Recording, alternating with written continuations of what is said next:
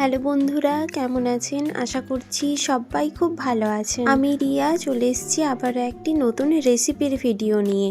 আজকে আমি আপনাদের সঙ্গে যে রেসিপিটা শেয়ার করব সেটা হলো আলু ফুলকপি দিয়ে ইলিশ মাছের ঝোল। ইলিশ মাছের তো অনেকেই অনেক রকমের রেসিপি শেয়ার করেই রেখেছে অলরেডি, কিন্তু এরকম রেসিপি আই থিঙ্ক খুব একটা কেউ করে না। আমি ওই রোজকার খাওয়ার মতো একটা রেসিপি আপনাদের সঙ্গে শেয়ার করে নেব।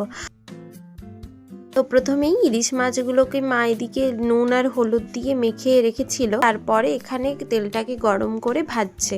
এদিকে মাছগুলো ভাজা হোক, চলো অন্যদিকে আমি সবজি পাতিটা কেটে রেডি করে রাখি। নিয়েছিলাম একটা বড় মাপের ফুলকপি, ওই ফুলকপি আর দিয়েছিলাম তাতে ওই 3টে কি 4টের মতো আলু দিয়েছিলাম। মাংসের আলু যেরকম কাটে ওই সাইজেরই কেটেছিলাম। একসঙ্গে তো এতগুলো মাছ একই কড়াইতে ধরতো না, তাই হাফ হাফ করে মাছগুলো ভেজে নিল মা এখানে। আর মাছ ভাজা প্রায় শেষের পথে, চলো এবার মশলাটা দেখাই কি করেছি। আর এখানে মশলা বলতে কেটে রাখা পেঁয়াজ, একটা কেটে রাখা বড় দেখে টমেটো আর আদা রসুন বাটা করে নিয়েছিলাম আগের থেকেই। এরপর মাছ ভাজা হয়ে যাওয়ার পরে কড়াইতে একটুখানি তেল দিয়ে কেটে রাখা ফুলকপি আর আলুটাকে ভেজে নিচ্ছে মা এখানে। ফুলকপিটা থেকে যদিও কেটে নেওয়ার পরই একটুখানি হলুদ জলে ভিজিয়ে রাখতে হয়, যাতে ওতে থাকা সমস্ত পোকা জীবাণু যাই থাকুক বেরিয়ে আসে। এরপরে একটুখানি আলু ভেজে নেব একই প্রসেসেই নুন আর হলুদ দিয়ে।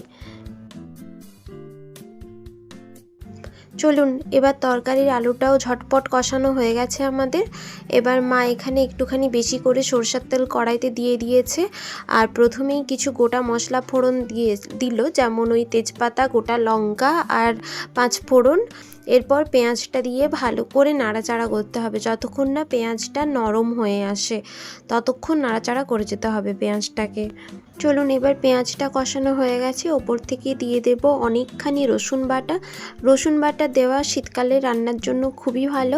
এরপরেই দিয়ে দেব টমেটো কুচি, যে বড় গোটা টমেটোটা কুচিয়েছিলাম ওটা দিয়ে দেবো। এটা ভালো করে কষানো হোক, তারপরে গুঁড়ো মশলাগুলো দিচ্ছি।